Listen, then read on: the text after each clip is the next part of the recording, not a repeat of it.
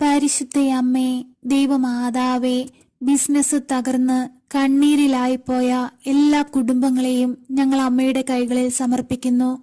അമ്മേ മാതാവേ, ഈ തകർച്ചയിൽ നിന്നും ഈ മക്കളെ അമ്മ മോചിപ്പിക്കണമേ.